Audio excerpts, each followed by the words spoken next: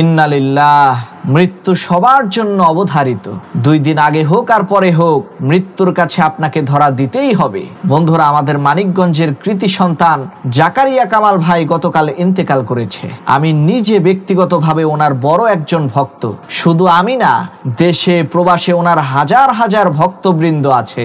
কারণ হলো, উনি আধুনিক বিজ্ঞান দিয়ে পবিত্র কোরআনুল কারীমের খুবই চমৎকার ব্যাখ্যা বিশ্লেষণ করতেন।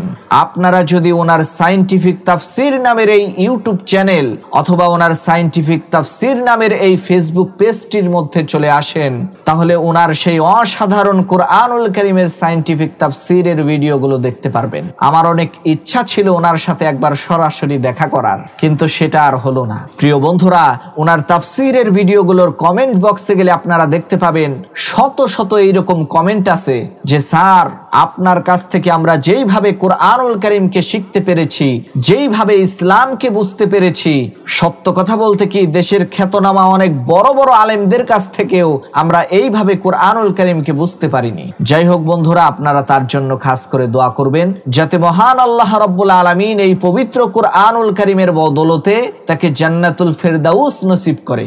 আমিন।